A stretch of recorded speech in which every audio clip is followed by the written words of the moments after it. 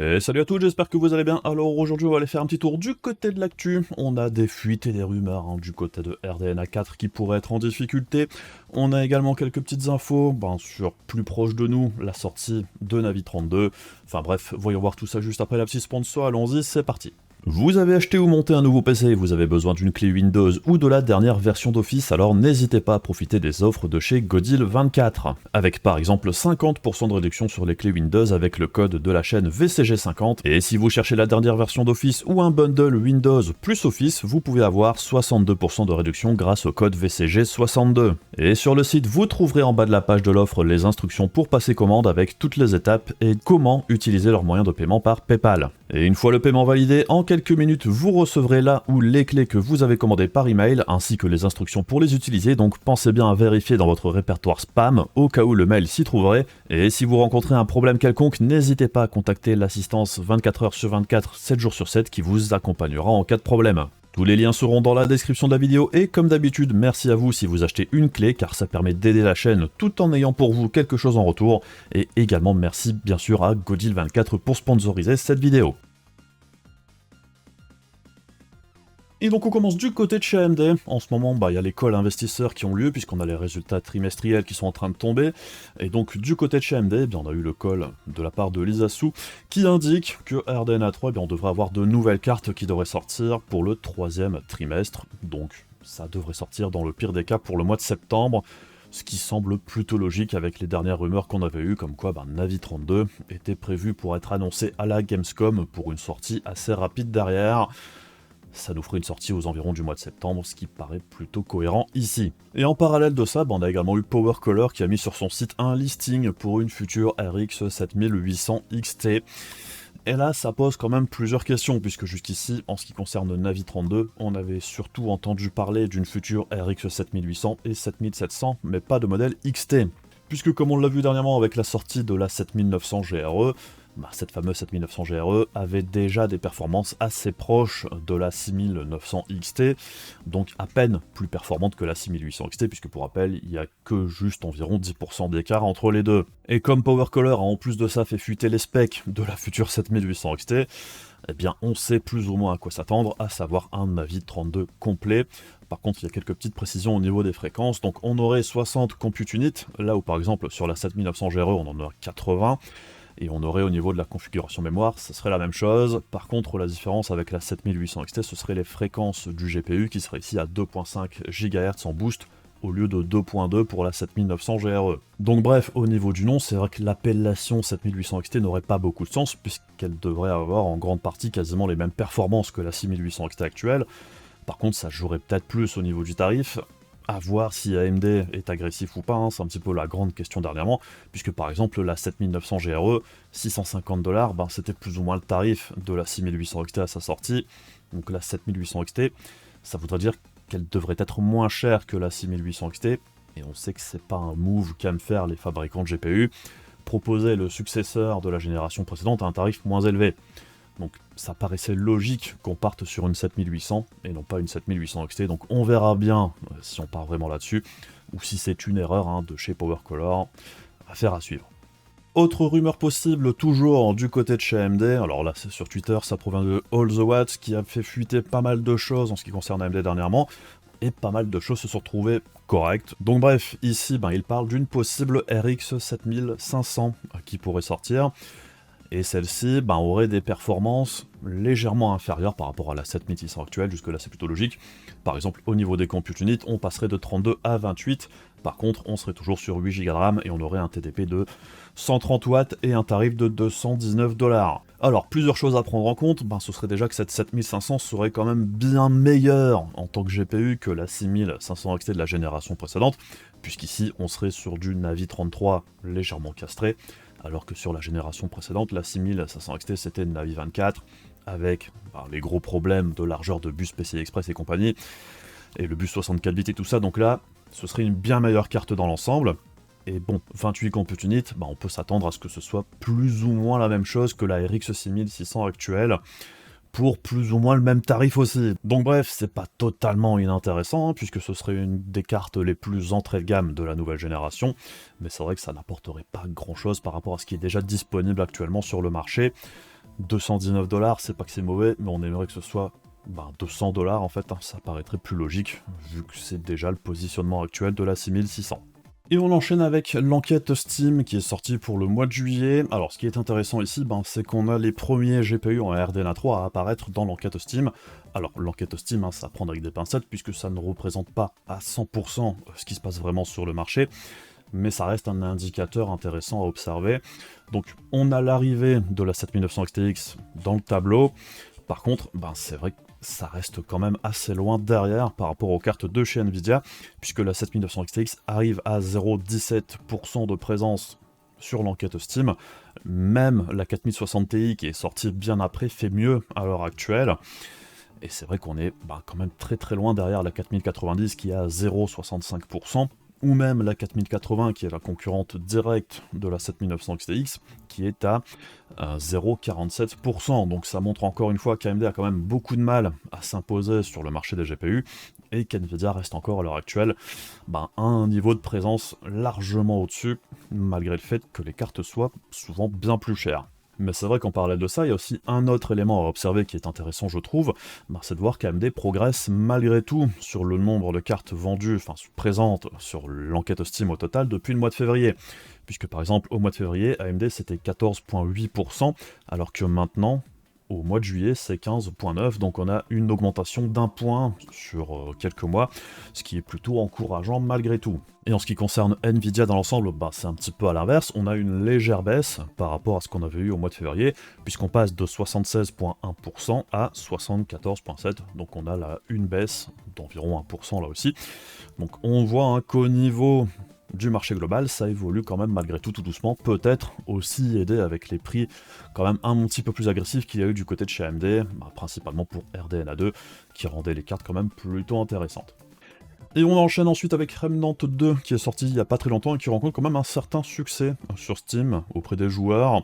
Alors Remnant 2 par contre, il y a un gros problème, c'est que c'est un des premiers jeux sortis sous l'Unreal Engine 5, il prend en charge Nanite mais pas Lumen, et le jeu est quand même méga gourmand du côté du hardware, ce qui pose quand même certains problèmes. Alors apparemment, il y a un outil qui est sorti sur Nexus Mode qui permet de modifier des réglages en plus par rapport à ce qu'il avait de disponible dans les réglages du jeu. Et apparemment avec cet outil, on peut désactiver certaines options graphiques qui permettent de gagner pas mal au niveau des FPS.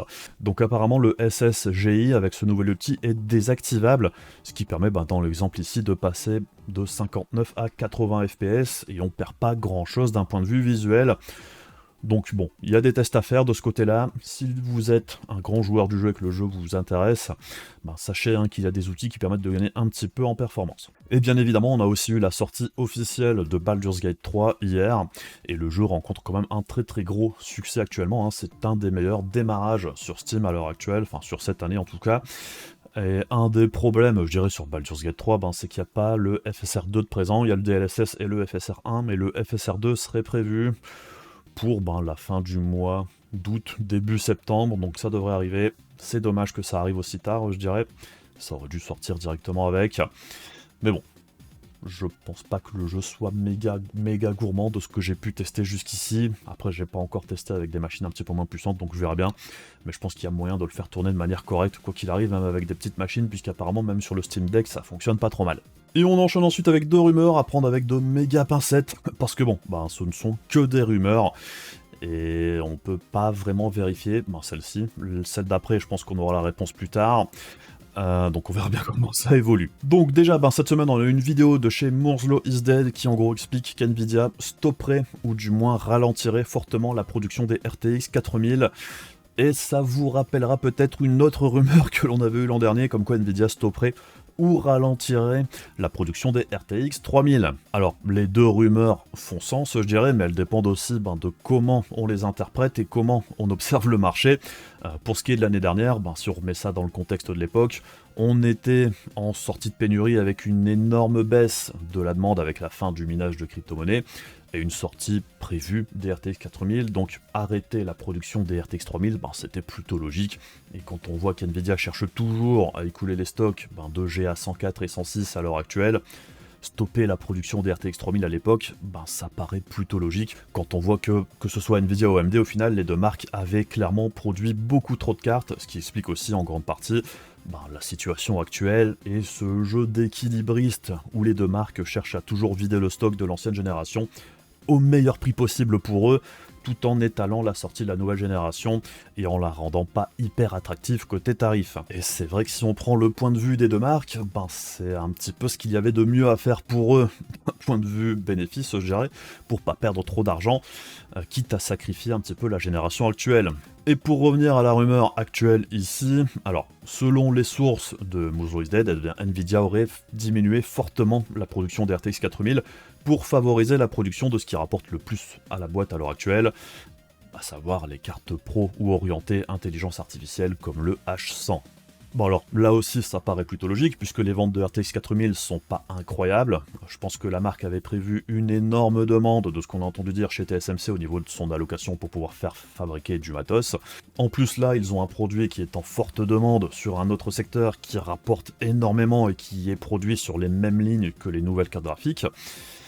Du coup, ça paraît pas forcément déconnant pour la marque de favoriser la production de H100 par exemple, puisque ça s'arrache à prix d'or, alors que les GPU pour gamers, à l'heure actuelle, ils se vendent pas énormément. Alors si on regarde ça de notre côté, évidemment que les cartes se vendent pas, puisque les prix ne sont pas bons du tout, et on est plutôt d'accord là-dessus. Mais est-ce que pour autant les cartes se vendraient super bien si les tarifs étaient un petit peu plus agressifs? C'est pas sûr à 100% non plus, puisque vu le contexte actuel, quoi qu'il arrive, le marché PC c'est plutôt cyclique, et là on est clairement sur une période creuse après une période de forte demande, avec les confinements et compagnie. C'est vrai qu'on avait eu une demande assez incroyable du côté du marché PC, avec les RTX 3000 et les RX 6000, et c'est clairement pas le cas à l'heure actuelle.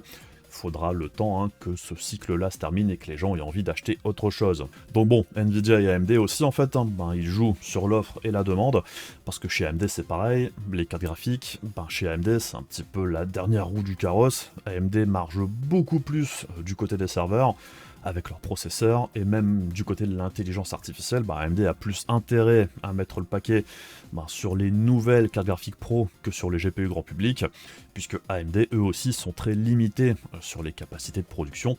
Ils ont beaucoup de produits à fabriquer sur différents segments, et là aussi c'est sur les mêmes lignes de production que les GPU grand public, donc la priorité ça va à ce qui rapporte le plus, et c'est pas les cartes graphiques pour les joueurs. Donc bref, comme d'habitude, peu importe le fabricant, que ce soit Nvidia, AMD ou Intel, ils sont pas là pour nous faire plaisir nous joueurs, ils sont là pour faire le plus d'argent possible. Si vous vous posez des questions sur pourquoi telle ou telle marque agit de telle ou telle façon, la réponse c'est toujours l'argent. Alors du coup, chez Nvidia, si on en croit les rumeurs qui sont présentées ici, ça jouerait sur l'offre et la demande. On produit le minimum sur les cartes graphiques grand public pour maintenir les prix les plus élevés possibles, en distillant un petit peu les cartes au compte-gouttes, en se reposant aussi sur un stock de cartes déjà produites qui devrait tenir encore un petit moment. Ça évite de faire s'écrouler les tarifs en gardant une demande plutôt faible au final, et ça permet de focus un autre marché, comme là actuellement avec l'intelligence artificielle qui est beaucoup plus juteux, tout en gardant des marges plutôt correctes du côté des GPU grand public, avec un mix de cartes de nouvelle et d'ancienne génération, qui continue de se vendre tout doucement, malgré la faible demande. Mais bon, ce type de stratégie, en fait, c'est uniquement réalisable s'il n'y a pas vraiment de concurrence, et c'est un petit peu ce que je dis depuis un bon moment, en fait, il n'y a pas de concurrence. Je sais que pour certains, c'est assez difficile de comprendre ça, puisque si on regarde la stratégie d'AMD, ces derniers temps, du côté des GPU, ils font exactement la même chose qu'NVIDIA. Ils ont choisi de ne pas être agressifs, puisqu'ils ne font plus ou moins juste que s'aligner sur ce que fait NVIDIA, en plaçant leurs cartes juste en dessous, environ 10-15% moins chères, puisqu'ils n'ont de toute façon pas les capacités non plus pour inonder le marché avec des Radeon. Donc il n'y a aucun intérêt pour eux non plus d'essayer de gagner énormément en part de marché, puisque de toute façon ils ne pourront pas les fabriquer. Donc bref, même si c'est juste une rumeur ici, moi ça me paraît pas totalement déconnant, je dirais d'un point de vue économique pour les deux marques, puisque ça ne concerne pas seulement Nvidia ici, même si la vidéo en question c'est focus sur Nvidia. Moi je regarde un petit peu le marché dans son ensemble, et tout ça, ça me paraît plutôt cohérent, même si ça fait pas plaisir pour nous côté joueurs, puisque effectivement on se retrouve avec deux marques qui ne cherchent pas vraiment à se concurrencer, et qui ne cherchent pas non plus vraiment à vendre énormément, je dirais, de cartes, tout du moins pas à des prix un petit peu plus agressifs. Et c'est vrai que moi, une question que je me pose depuis le début de la génération, c'est qu'est-ce qui va se passer une fois que les cartes d'ancienne génération seront complètement écoulées, puisque pour l'instant, on a vu que chez Nvidia, les RTX 3080 et tout, ça fait longtemps qu'il n'y en a plus, les 3070, on en voit de moins en moins, il semble rester encore pas mal de 3060 Ti, 3060, mais une fois que ça se sera écoulé, Est-ce qu'NVIDIA sera un petit peu plus agressif avec les cartes plus entrée de gamme ou pas du tout? On verra bien, du côté de chez AMD c'est pareil. On a quand même depuis quelques mois une forte pression pour essayer d'écouler tout ce qui est Navi 21, donc les 6800 XT et compagnie. Les 6700 XT aussi, ça a été quand même fortement réduit au niveau du prix. Et Navi 23, donc tout ce qui est 6600, 6650 XT, bon, on a vu que les tarifs étaient quand même aussi très agressifs, et je sais pas combien il en reste, mais on a vu qu'AMD décalait le plus possible la sortie des cartes de nouvelle génération, justement pour tenter d'écouler le plus possible ce qui est resté de l'ancienne. Et là aussi, un des indicateurs, je dirais, du côté de chez AMD, ce sera le tarif de Navi 32. Si celui-ci est un petit peu plus agressif, ça voudra peut-être dire justement que Navi 21 est enfin en grande partie écoulé, et du coup qu'ils ont intérêt à écouler le stock de Navi 32 qu'ils ont sous le coude. Bon, on verra bien, de toute façon c'est une affaire à suivre. Et on enchaîne sur une autre rumeur, là aussi à prendre avec de la giga pincette, comme quoi RDNA 4 serait en difficulté. Alors, la rumeur, ça provient de Kepler sur Twitter, qui est un leaker assez connu en ce qui concerne AMD, avec parfois des choses qui sont quand même vérifiées, et aussi parfois il y a eu quelques ratés. Ici, la rumeur a été corroborée par Red Gaming Tech et aussi All the Watts, dont on vient de parler juste avant sur Twitter également. Après, bon, Red Gaming Tech c'est pareil, parfois il y a tout et son contraire en quelques jours qui peuvent partir. Bon, c'est à prendre avec des pincettes quoi qu'il arrive. Donc, comme vous pouvez le voir ici, en gros, la rumeur, c'est que pour RDNA 4, il n'y aurait tout simplement pas de carte haut de gamme, et Navi 41 et 42 seraient tout simplement annulés. Et pour cette future génération RDNA 4, il n'y aurait que Navi 43 et Navi 44. Alors apparemment, la cause de tout ça, ce serait qu'il y aurait un problème au niveau de l'architecture elle-même, puisque jusqu'ici, au niveau des rumeurs, pour RDNA 4, ce qu'on attendait, c'est quelque chose d'assez similaire à RDNA 3 au niveau de l'approche, à savoir une architecture à base de chiplets, mais ici avec plusieurs GCD possibles, là où sur RDNA 3 on n'avait qu'un seul GCD par puce entouré de plusieurs MCD, et bien là on aurait pu avoir plusieurs JCD de MCD là aussi. Donc on pourrait imaginer que pour RDNA 4, plusieurs JCD auraient été utilisés pour faire une carte haut de gamme, ce qui paraît être plus ou moins la finalité de l'approche, un petit peu comme avec les chiplets avec les Ryzen. Et ça paraît aussi être un petit peu l'évolution logique de RDNA 3 qui a été un premier jet, je dirais, dans la déconstruction des GPU pour en faire un produit à base de chiplets. Et donc apparemment, cette approche à base de plusieurs JCD, ça se passerait pas très bien, ce qui expliquerait qu'AMD se retrouverait coincé avec des cartes milieu de gamme dans le meilleur des cas, ce qui paraît plutôt logique, si on avait plusieurs petits JCD couplés, ça permettait de faire une carte et une gamme haut de gamme, alors que si le couplage de ces multiples JCD fonctionne pas bien, AMD se retrouve juste avec des cartes, je dirais, milieu de gamme. Je pense que c'est pas totalement impossible, mais ça soulève aussi pas mal de questions si ça se vérifie. Si c'est vraiment ce qui se passe, on peut quand même se questionner sur la stratégie même d'AMD du côté des cartes graphiques, puisque bon, après un RDNA 3 quand même en demi-teinte, on va dire, c'était clairement en dessous des attentes. Et ici, un RDNA 4 qui s'annonce encore plus complexe. Est-ce que l'approche par chiplet pour les GPU, c'est pas juste une mauvaise idée au final pour le gaming, tout du moins, puisque du côté des serveurs, apparemment ça fonctionne vraiment très bien, mais du côté des jeux, c'est beaucoup plus complexe que ça. Après, l'autre question qui vient, c'est est-ce qu'il n'y a pas tout simplement de plan B en cas de problème avec ces nouvelles approches chez AMD, puisque bon, personnellement, j'ai rien contre l'évolution et les nouveaux choix de design du côté des cartes graphiques, c'est même une très bonne chose qu'AMD essaye de changer un petit peu les choses, puisqu'ils ont réussi à faire de trucs vraiment très très bons du côté des processeurs, mais ça veut aussi dire que on peut avoir des ratés. Et donc, si ici pour RDNA 4 c'est un raté, il n'y a pas de plan B, il n'y a pas de parachute. Parce que bon, est-ce qu'ils pourraient pas faire un RDNA 3.5 ou faire des modifications pour avoir un plus gros JCD sur RDNA 4 si l'approche avec plusieurs petites puces c'est pas possible? Est-ce qu'il n'y avait pas moyen de faire quelque chose d'autre que juste annuler les puces haut de gamme pour la prochaine génération en fait? Est-ce qu'ici il n'y a vraiment rien du tout de prévu, ou est-ce que on nous dit juste pas ce qui est en train de se passer, ou est-ce que la rumeur est totalement fausse? Personnellement, je préférais que la rumeur soit mauvaise, ou tout du moins qu'on n'ait pas toutes les informations entre les mains pour en déduire quoi que ce soit. Donc bref, j'attends surtout de voir la suite et d'en apprendre un petit peu plus, parce que là c'est vrai que ça laisse un petit peu perplexe. Après, si AMD est vraiment coincé avec juste des puces, je dirais milieu bas de gamme, bon, c'est pas non plus hyper dramatique, ça s'est déjà passé par le passé. Si on prend l'exemple de Polaris ou même de RDNA 1, c'était pas de mauvaises cartes du tout, et je pense que Polaris ça reste un des GPU les plus vendus par AMD ever. Et c'est vrai que tant qu'on nous propose quelque chose d'intéressant au niveau du performance-prix, même si c'est du milieu de gamme, c'est pas inintéressant du tout. Donc bref, on verra bien si ça s'avère vrai ou pas. Personnellement, si c'est juste un problème technique sur RDNA 4, quelque part, c'est plutôt encourageant, puisque ça veut dire que c'est pas un changement de stratégie globale, puisque si c'était juste AMD abandonne les GPU haut de gamme, ben ça voudrait dire que par la suite, AMD se cantonnerait au milieu et entrée de gamme, ce qui laisserait un petit peu Nvidia tout seul sur le marché haut de gamme des cartes graphiques, ce qui n'est pas vraiment très bon, je dirais, pour le consommateur au final, puisque Nvidia est déjà à l'heure actuelle hyper dominant. Si en plus AMD arrive plus du tout à suivre et qu'ils abandonnent complètement, ben, ce sera encore pire. Donc bref, si c'est vraiment juste un raté sur RDNA 4 et que par la suite avec RDNA 5 ils arrivent à revenir sur le marché avec quelque chose de compétitif sur le haut de gamme, ce serait un raté, ce serait malheureux, mais ce serait pas non plus totalement dramatique. Donc bref, on verra bien, hein. Pour l'instant ça reste juste une grosse rumeur évidemment, on ne sait pas si c'est véridique du tout, puisque, bon, je rappelle aussi, hein, les rumeurs, parfois c'est les marques qui les lancent également pour essayer justement d'attraper ceux qui font des fuites, pour voir justement d'où ça peut provenir, pour arrêter justement qu'il y ait des fuites. Et même en dehors de ça, je rappelle aussi qu'à l'époque de RDNA 2, les rumeurs avant la sortie de RDNA 2, hein, c'était que justement Navi 21 serait difficilement plus performant que la RTX 3070 par exemple. Et vraiment, hein, c'est pas du tout ce qu'on a eu sur le marché au final. Les 6800 XT et 6900 XT étaient quand même largement plus performantes que la 3070. Donc bref, les rumeurs, ça reste des rumeurs. Enfin bref, c'est tout pour moi pour aujourd'hui. Comme d'habitude, hein, si la vidéo vous intéressait, n'hésitez pas à faire les trucs pénibles de YouTube pour soutenir la chaîne. Et puis on se retrouve très rapidement pour d'autres vidéos. Je vous fais des bisous, je vous dis à la prochaine, salut!